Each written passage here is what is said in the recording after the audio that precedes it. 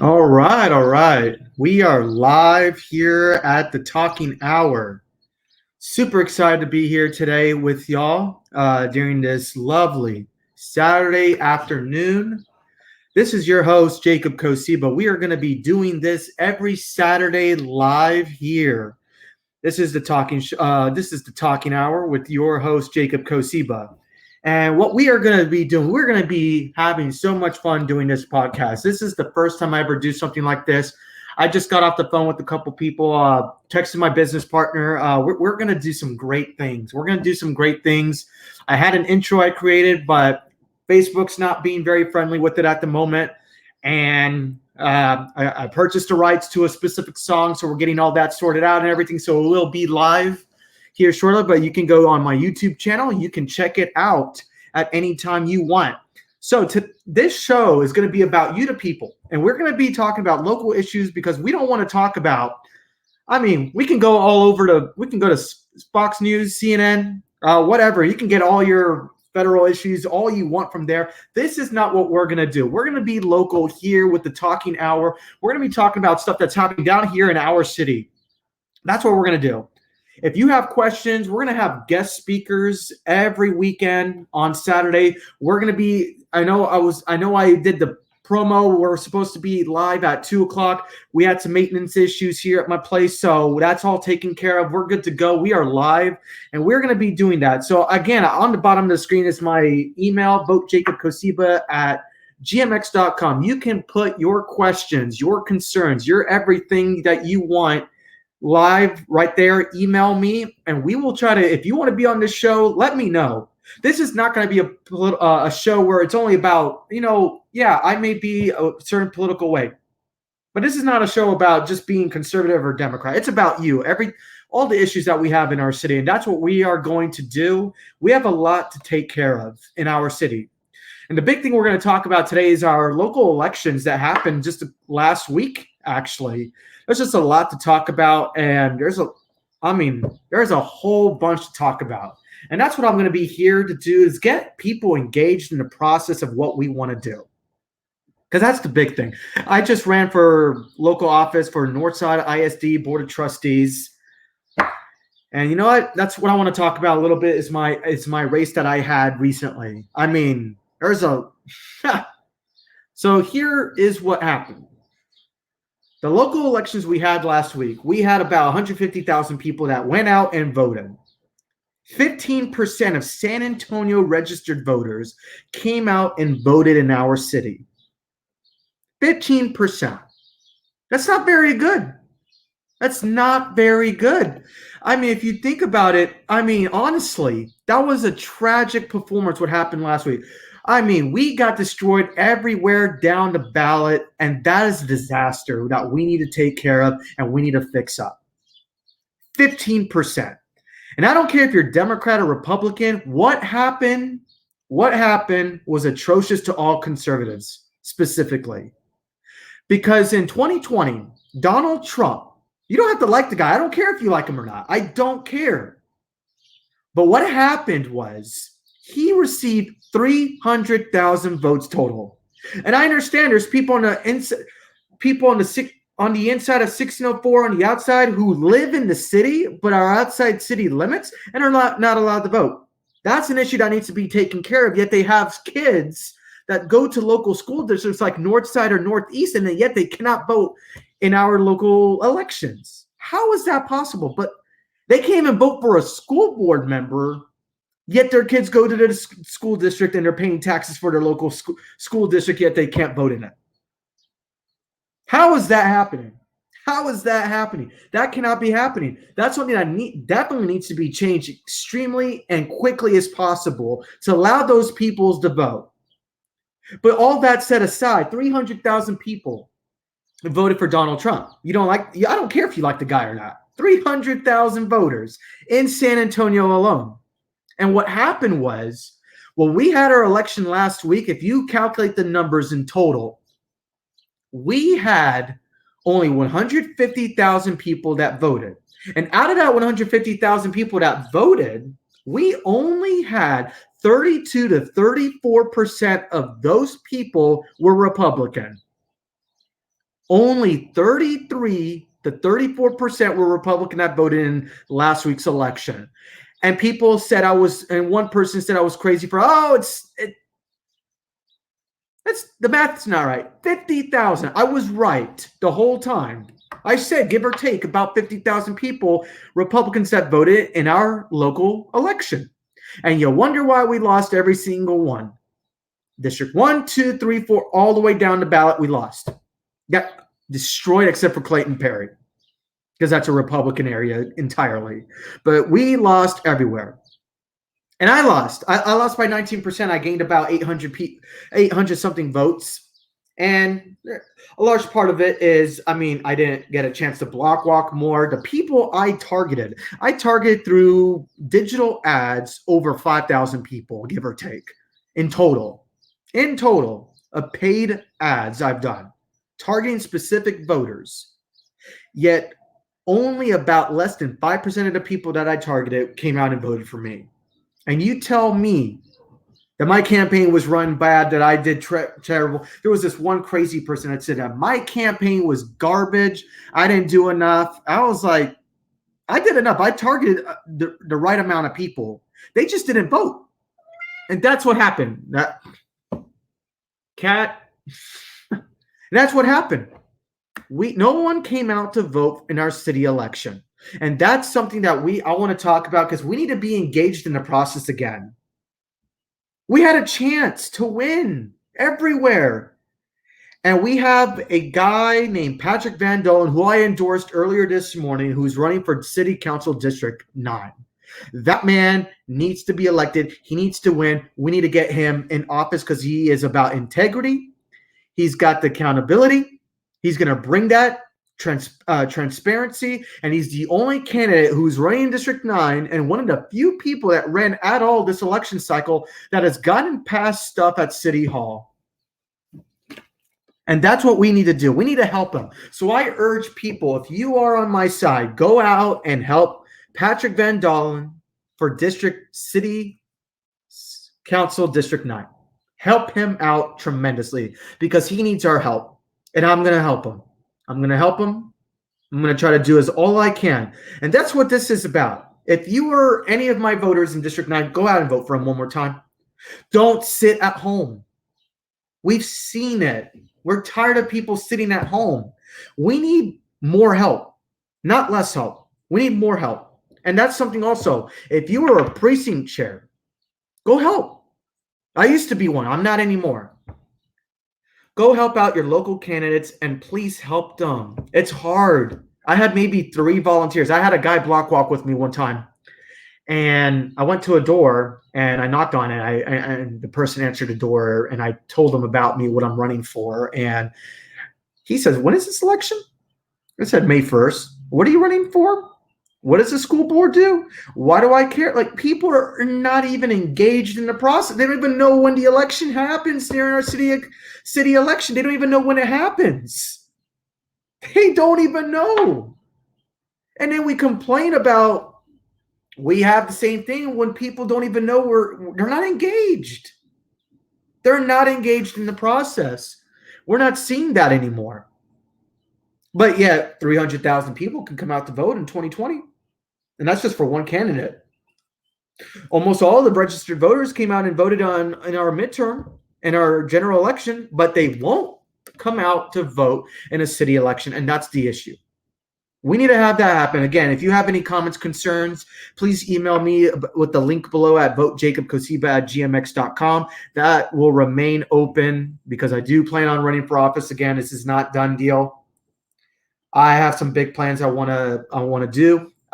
We're going to have, and this is what this show is about, talking about the local issues.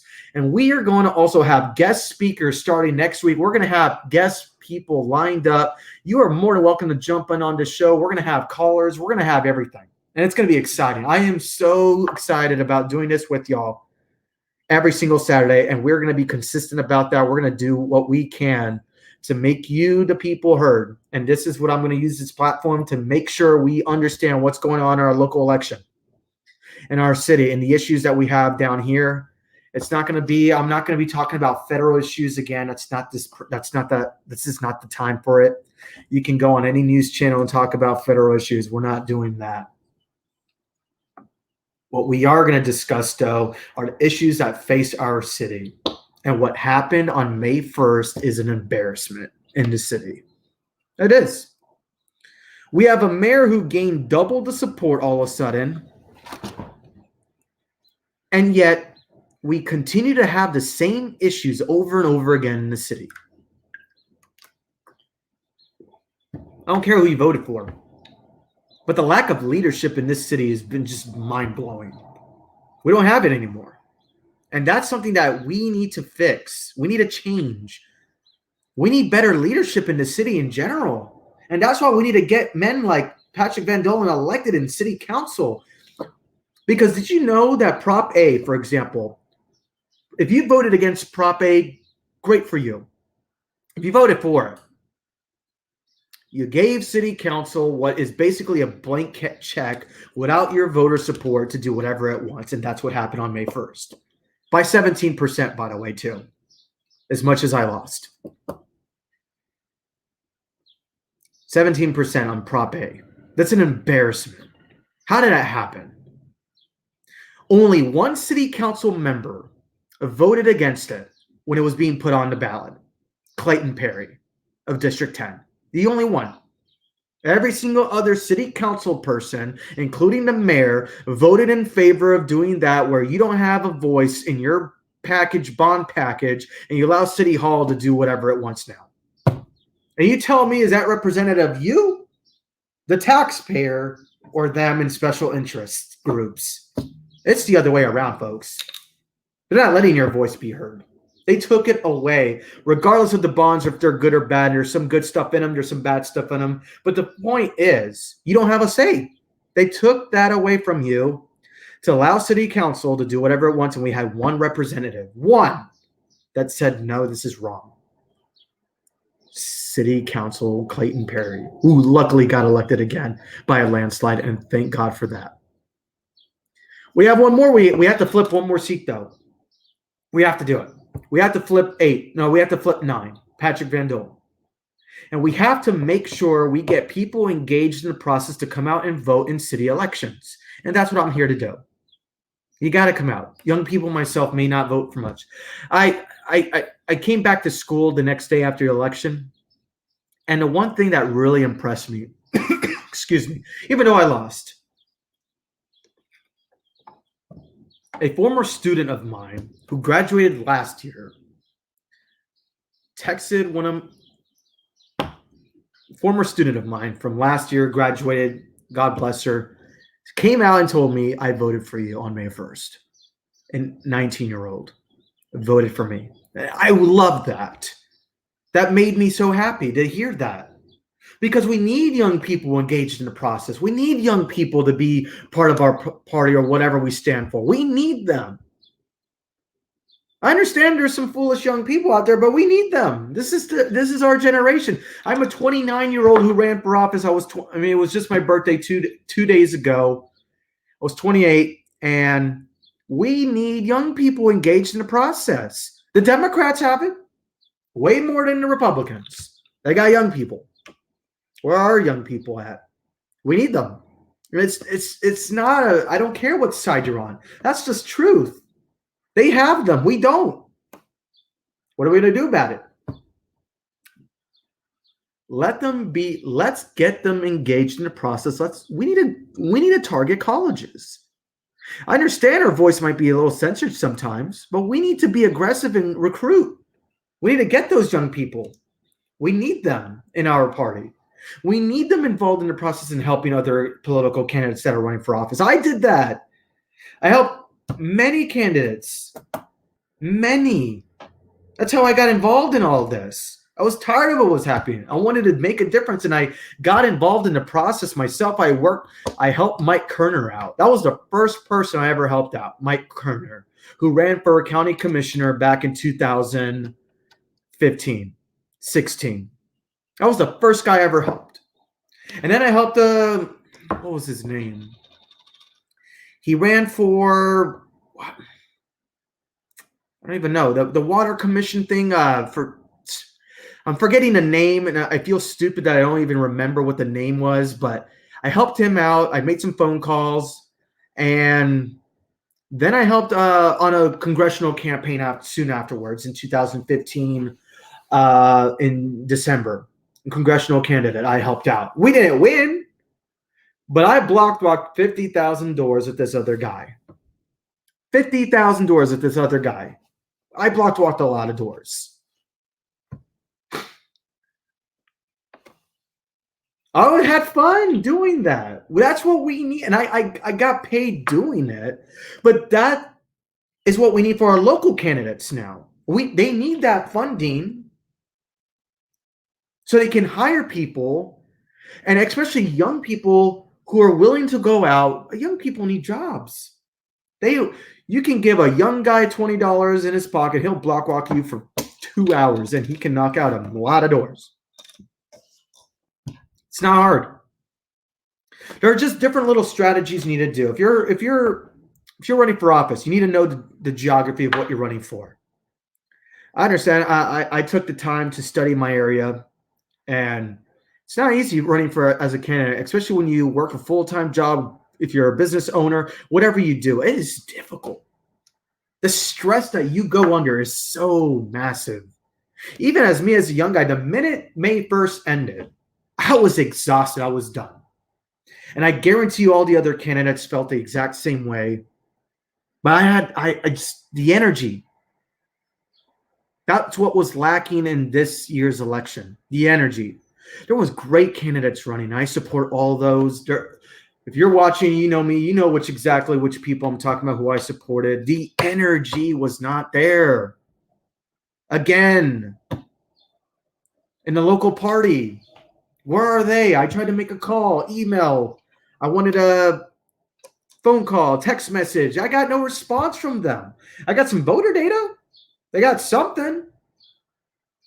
I had to find my volunteers. They didn't come to me. I had to try to recruit them myself.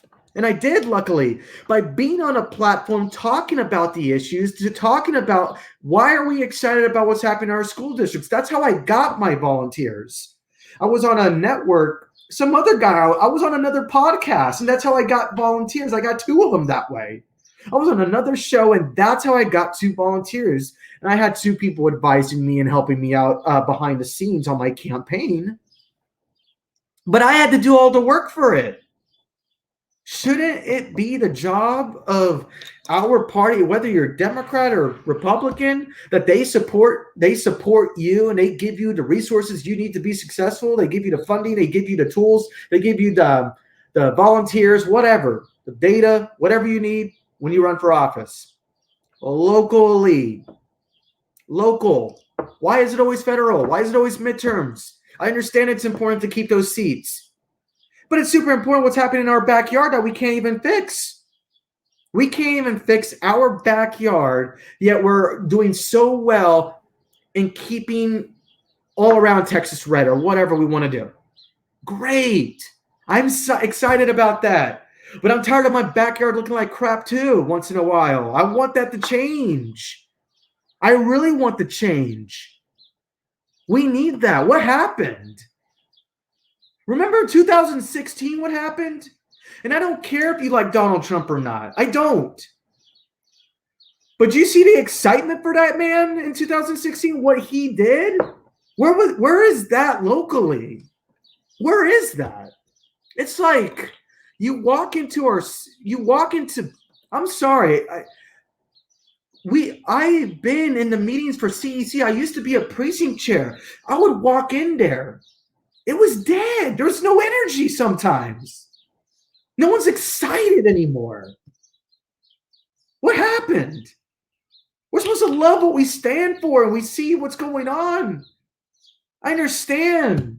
I love it. I love what y'all do, but what the hell happened? Nothing happened. It's the same thing over and over again. And yes, I see that comment. It's negative energy. I experienced that a lot behind closed doors in these meetings. I was an outsider, and oh no, the minute you're a freaking outsider, you are not allowed to disrupt what's happening in our little comfort zone. Really? That's how we act. That's what the other side does. And a lot of it. The little divisiveness, I understand we all want to be kumbaya together, but there has to be a certain point where we're like, we're not winning anymore. And it's sad to say, but when Robert Stovall was county chair, I wasn't the biggest fan of him, but we won races locally with them somehow. There was more excitement then. Remember the whole Joe Strauss thing that happened in 2007? I was part of that vote when we censored him or whatever. Rhino Republicans. It was exciting, at least. Like, you may not agree with what we did as a local party, but that was when people were engaged in what's going on around the community. What has happened since? It's been awful. I shouldn't hear other candidates tell me I can't get any volunteers. I can't get any funding. I have to find my people to block walk for me or help me out in any way. I contacted all my precinct chairs that were in my area when I was running for Northside ISD. One actually decided to help me and actually do something and help me out during my campaign. I don't know how many, they made phone calls for me. I love it. She didn't want to do block walking. I respect that. But there are other ways you can help. An hour of your time, give or take. That's all. That's it. But it should be not my responsibility to go out, or other candidates' responsibility to try to find everyone for them. They have a million other things we're worried about. We have to run a campaign. We got to be talking to voters. We got to be out in the open. We don't have the resources to do everything. And a lot of these candidates, and you can ask them, and they can comment here, they did a lot of the work on their own. A lot. With a few volunteers. But when you look at the other side, all the incumbents, they had 10, 12 volunteers guaranteed every single. My opponent for school board had 15 volunteers in a school board race. 15. With the mayor and a city councilman backing her up and a congressman. I went against that with 3 volunteers. I'm not proud of the voters I got. I got 800 something, but the people I targeted didn't come out to vote. And we saw that. The facts shown, 32 of the people that voted in our city election were Republican. That's the data. That's sad. Where are they? I'm not trying to, this is not trying to be a Republican show. It's not. But that's the fact that happened. The people I targeted did not vote. And the people that did come out to vote, thank you. Thank you. And I know I gave out that welcome. And I said thank you for those voters. And you will not see the last of me. But we need leadership like no other before in this city, and quick. The lack of leadership that doesn't represent you needs to go. The way we have handled things as a city under Ron Nirenberg, and I will say it, was a disgrace. And I'm going to go over some of those issues because this is what we're going to do. This is what we're talking about. Remember 2 years ago, the gas shortage after that storm in Houston area, that hurricane. You saw how we responded? A lot of the people in general react to things before we understand the consequences of what happens. That's just truth. I do it sometimes. I'm not a perfect human being. Sometimes I'll react quickly to an emotion before I actually thought out what I do. And a lot of people do that. Sometimes I do it on a daily. I'll do it on occasion. I do that. I'm not the smartest guy in the world. I don't know everything. I don't. But what happened there was everybody knew there was a storm coming, and it hit. The very next day, there was no gas in like literally 75% of the city, if not 80%. Yet, People went up to gas stations with oil drums literally in their truck, filling it up like it's the apocalypse. Are we kidding ourselves? What are you doing?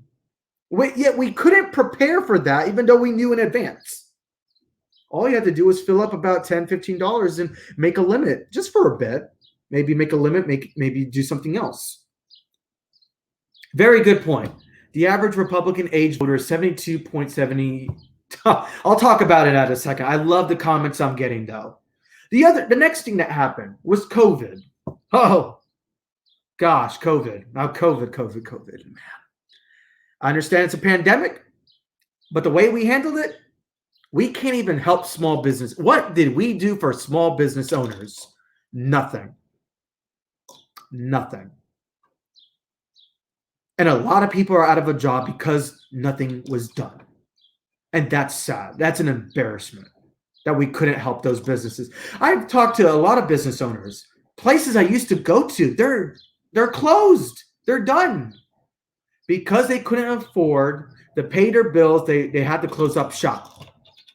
Places I went to, we are not thinking about small business owners anymore. It's like we don't care about them. They're people who are trying to stay alive. They need to pay bills. We just didn't treat them. And that's the problem with Ron Nirenberg. The way he handled the COVID thing was a disaster. I understand safety and precaution, but shutting everything down 100%, but you allowed H-E-B and Walmart to stay open. So you let the mega corporations, the big places, stay open, yet you closed down all small business owners. But you kept the essential stuff that we need, like food, gas, toiletries, whatever. You kept that, you kept that open. But you screwed out all business owners, a majority of them.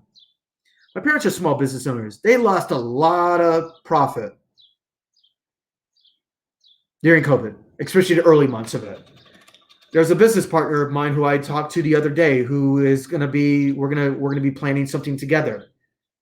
During COVID, it was horrible. No clients. He didn't have anything. It was terrible. Closing down a city is not what should have happened in the city. And Ron Nirenberg did that. In our city, he closed it down and no one was able, and the federal government didn't help. I understand Trump is Trump. It's not his fault, though. But Congress, it's their fault, too. Don't blame the president. We can blame him now, the current one, but I'm talking about when it first hit. Don't blame that, because we were not prepared as a city, because if you know something gets locked down nationally, it's a matter of time before it happens down here, and that's what exactly happened. And Ron Nirenberg didn't care about the small business owners. He locked us down. We could have done it safely, and then by the time it was too late, already 20-something% of small businesses were already out of the job. And that's the problem. I would have never done that if I was a mayor. And I don't want to ever be mayor. I just don't want to. But those are just some of the simple things that we could have done differently. Don't shut down the city. We could have had a minimal capacity easily, but you let other multi-billion-dollar corporations stay open, but you didn't allow small businesses to remain open. That's a big question mark of why that happened. And it's because of the lack of leadership. Then the storm hit. And people died. People died during our storm here in San Antonio a couple of months back. And the way we responded to that nonsense, too, was atrocious. There was an apartment complex in Stone Oak that burned like a building or two. Whatever happened. I don't live in that area. I only heard about it through the news sources. I saw it on social media. A friend who was running for city council called me up and was like, hey, this is what's happening right now. Can you come help? I need whatever we need. I called them up the next minute, put a suspension on my campaign that weekend, and went out and delivered food and whatever I could that I have. I spent my own money and went out and helped those people immediately. Off the back, I did that. Immediate. Food, toiletries, what you name it. I went out, drinks, water, and I helped them. That's what I did. I put all my political stuff to the side, and I went out and I helped them because they were in dire need. Because I feel like I need to be more involved in the process now more than ever, because I was inactive in politics for about 2 years prior for me running.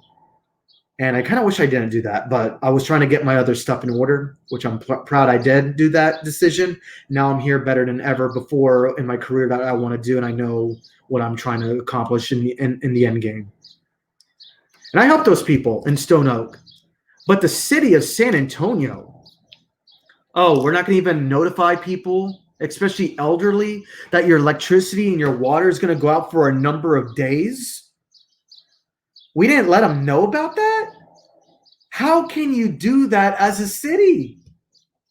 I would have done a massive text message, or I would have called up CPS. You need to make sure with your resources, you call up every person or let them know by email, phone call, text that their power might be going out for the next 2 to 3, 4 days, whatever, prior to the storm hitting, which we did not do.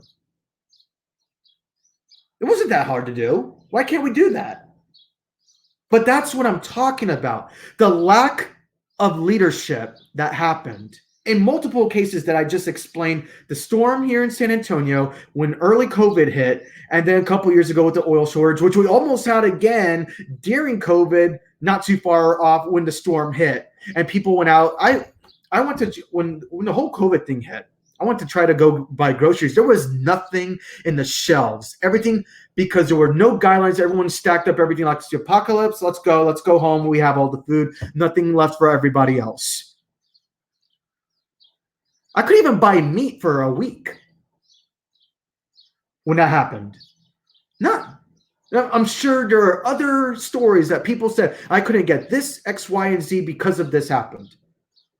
And because you close small businesses where you can get a large amount of the stuff that you need, essentially, we're closed down, and that's the problem. You only had a limited amount of outlets open for you to get your stuff, and there was no precaution or precautionary measures in place to make sure, let's limit on what you can get so you don't all just overhaul everything and get whatever the hell you want. People need stuff. Everybody. It's not about the individual, you yourself. It's about everybody. But the way we reacted and responded was the problem I have with it. I know there's some people out there that are selfish.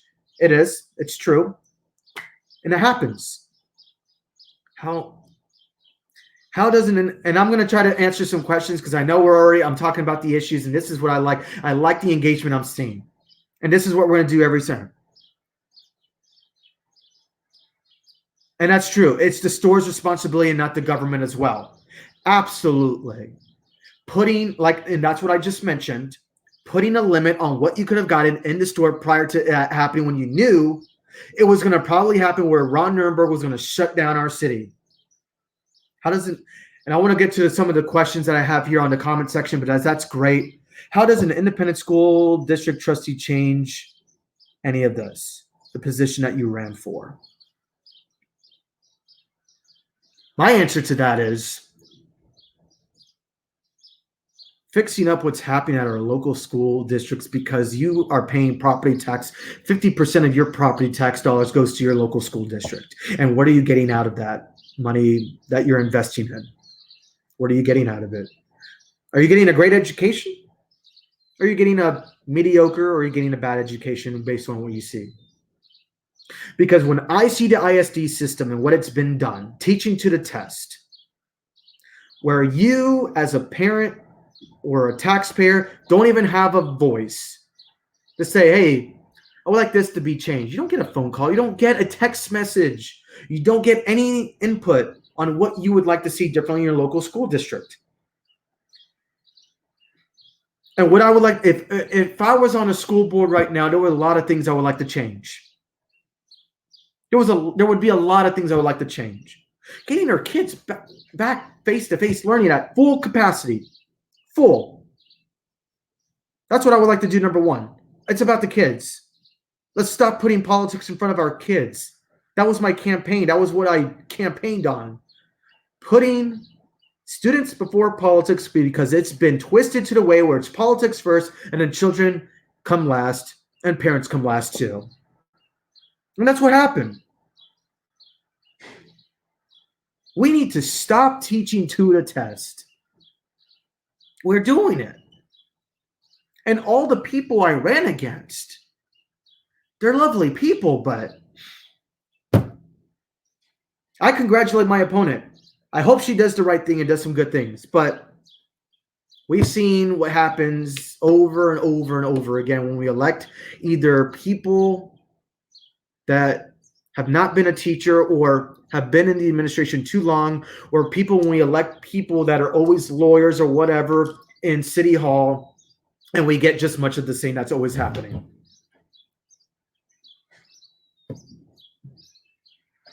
And we need to definitely take care of our teachers. We're not taking care of them. I am. But at an ISD level, their hands are tied to their back a lot of the time. And that's why I left the ISD system, because I was tired of that.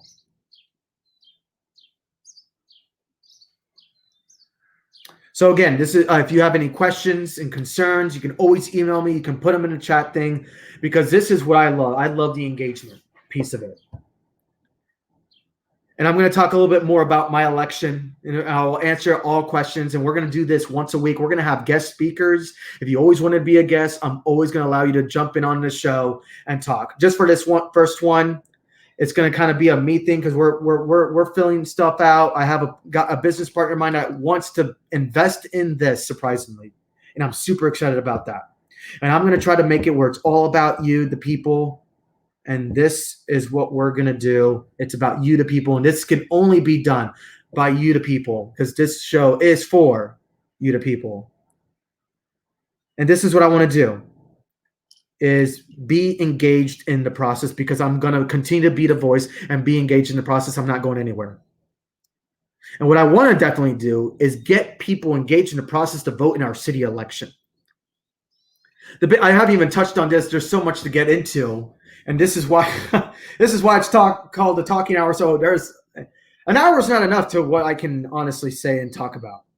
But I want to thank all San Antonians out there who voted against Prop B.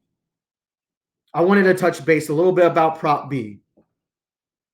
And I'll definitely get into issues. I already see Texas Senate Bill 7. We're going to get all into it. And if I don't touch base on it today, definitely the following week, I will definitely have that segment where I talk about specifically those issues.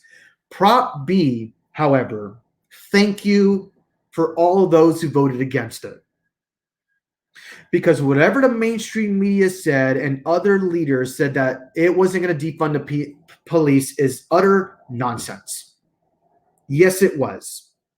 It was a one-way ticket to losing 400 to 600 officers. They were going to put their resignation letters on Monday morning if we lost the election, if that passed, and we would have been at a worse state than ever before.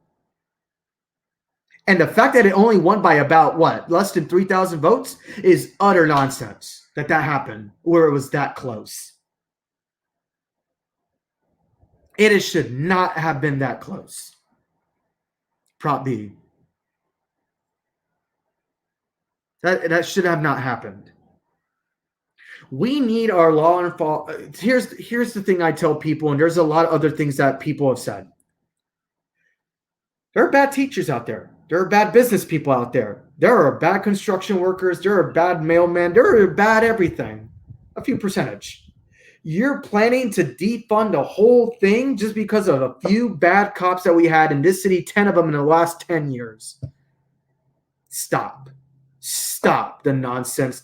Stop it. Come on. Are you going to defund all the teachers because there's one bad teacher? Because I promise you there's more bad teachers than there are bad cops in this city. Believe me.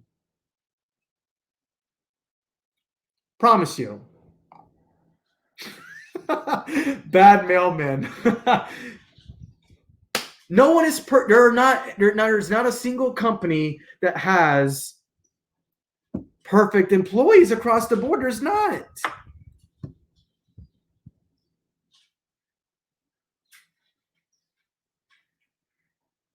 And that's what we need. Yeah, there you go. There's another one.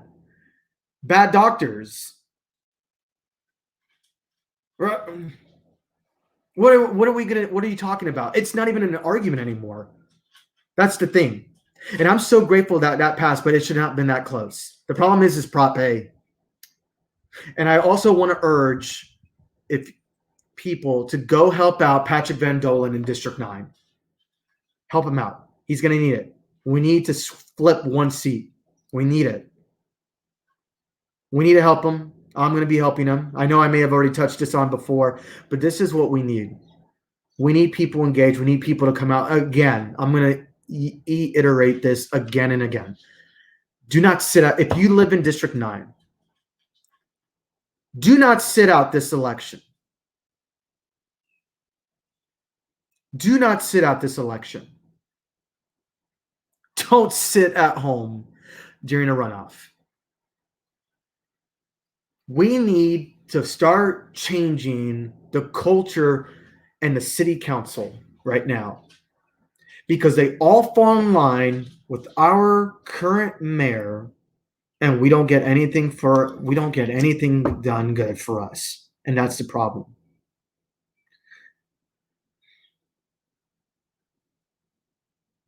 So again, don't sit out this election. Go out and vote June 5th. We have to. We cannot afford the next couple of years to continue to be what it has been the last couple of years in this city. We can't. I can't allow it to happen where we continue to get losses all the way down the board, and we elect people that don't serve your best interest in mind. And we have that.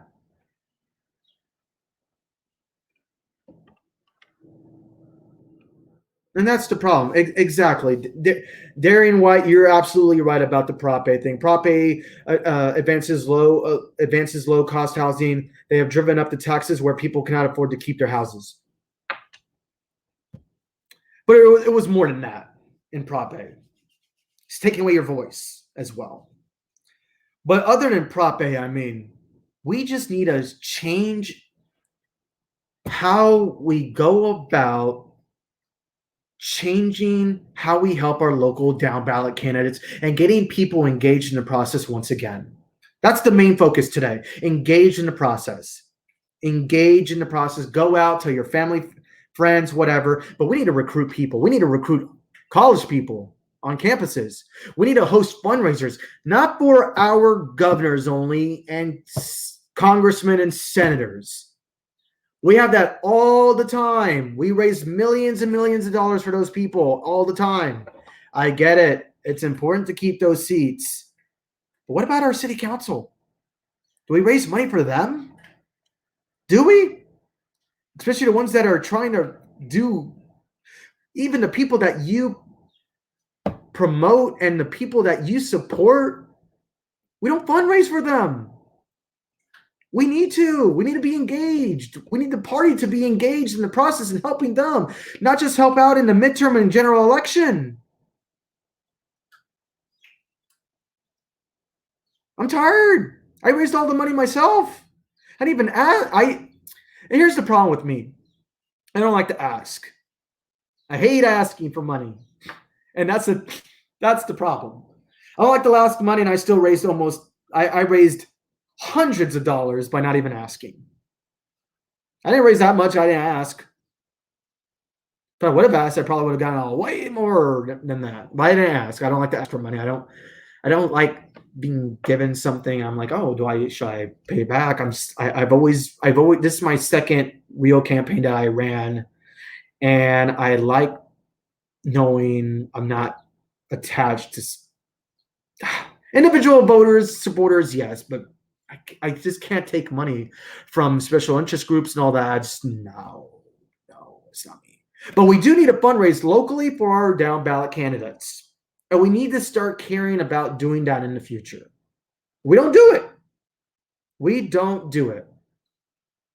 And that's the thing we need to do, is start making sure we help our down the ballot candidates as much as possible. I've already seen it's going to be similar. I've seen already the people I've talked to. It'll be similar people that are going to be running again in 2 years from now for city council again. And The problem is people are not, they don't know about what's going on. Meaning, I had people who didn't even know there was an election happening. I had to explain to them, hey, there's an election coming out. It's super important that you vote against this, this, and this, and you vote for these people in particular, and maybe research them. People didn't know who these people were. They didn't, I mean, not that they couldn't care to really research them. The fact is, people didn't even know there was an election. And people stayed home because they didn't want to, like, oh, why do I care? You should care. This is our backyard we're talking about. We can't even fix it. I had a sign, and the hypocrisy of both sides, especially one side. But again, if you see the same candidates run, that's a good point. I like that. If Prop B wasn't on the ballot, our turnout would have been way worse. Absolutely, it would have been. Oh, yes, it would have. I understand some people didn't have a website or whatever, and I had a website. I had, I guess, a decent platform. I don't know. And I know some people knew about me in the Republican Party or whatever when I used to work for them and all that, and I used to be a precinct chair. But again, that's true. A lot of people, they don't have the best support, and that's the problem. It takes money to do that, to get a platform. It takes money to do it. Absolutely. It takes money to do it. And that's where we need help from the Republican Party or whatever party you're in. The Democrats do that very well in their party. They got the funding. They create their platform for their candidates, even if they're not even an incumbent. Remember the guy in District 2? Farrell was his name, Clark or something. I think it was 2, or I think it was District 2. I could be wrong on that. That guy's platform was pretty massive, yet he did pretty bad in voting wise, but he had a great platform. They have a machine. They have this machine that works every 2 years locally down here. That's why they don't lose seats. They keep gaining more and more and more. There you go, Farah. Yeah, I was just asking what district he was in, but that guy had a platform. He may have not done very well in the election, but he had a much better platform than most of what we had because they have the funding, they have the tools, they have the resources that they are given, that they always keep track to make sure they keep winning these elections. And that's what we need to do in our party. That's what we need to do. We need to be more engaged and help our down ballot candidates, especially the party needs to be more involved in that. I understand there are good precinct chairs who are doing a phenomenal job. I know a few of them that help me out. They're doing a phenomenal job. But what is the other people doing? What are y'all? Go out. And I saw this as well on our current county chair. Expand the precinct chairs. It's great to expand precinct chairs, but give them the data, give them the resources they need to do what they need to do. Let's fundraise. Let make the party that can use its fundraising resources to help, because it takes money to spend on a campaign. I would have loved to pay let's say if the party gave me, hey, they did a fundraiser for me, and let's say I earned $4,000. I've done a fundraiser for a political candidate before, and we earned over $4,000 for not even a Democratic or a Republican candidate. It was a Libertarian candidate I raised money for, and we earned over $4,000 for that guy. $4,000. You know how much money, and I mean, you know what you can do with that? Then the amount of people I could staff or go block walk with me, that's what we need. That's what I used to do. But I can't, but see, that's the thing. It's like we don't do it. It's the organization needs to do it now. They need to do that. They need to put more resources and time to make sure they actually, you know what would have been really nice? They do one fundraiser. They call up all their people that they know that they have a list of donors all the time. Organize events and fundraisers for every single candidate that's running for city council, especially if they're on the conservative side and they are supporting them. Absolutely do that.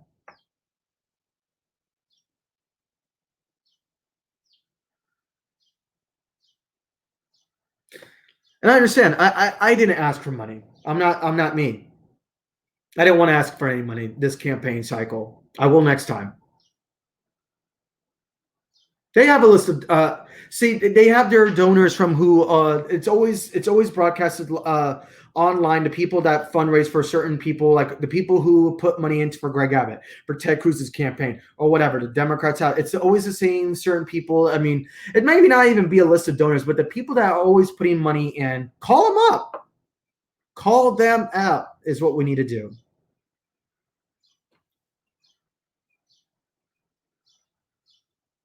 So we're already approaching near the hour. And I just want to say one more thing before we handle this and close it up for today. I just really want to have more of an engagement of people coming out to vote. People coming out to vote. That's been the biggest issue right now, is people not coming out to vote. That's the biggest. That's number one issue, is people not coming out to vote. We can get into all the logistics and everything in the party, whatever, and all that later on. People are not engaged, and that's the problem. And I'm not trying to say, oh, it's one particular person's fault or whatever.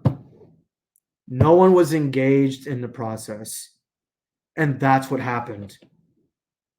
And true, many don't even trust the system after 2020. That is absolutely true.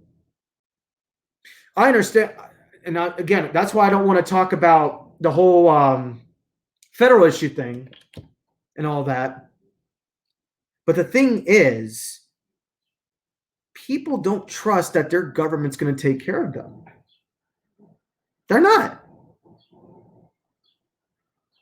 We're having to do more than, what? We got a couple checks from the government. What about the PP loans for small businesses and all that locally, and everything that we could have done for them? They're not taking care of you. The city didn't take care of them, and that's the big thing. And people sat at home and didn't come out to vote on May 1st, and that's kind of what really irritates me, is that people just didn't come out and voted. Again, this is not a Democratic Republican show. I understand my politics are one way, obviously you can tell, but I support a certain political party more than the other one. But this city has a lack of leadership, and no one came out to vote. And that's what frustrated me when I was looking at all the data.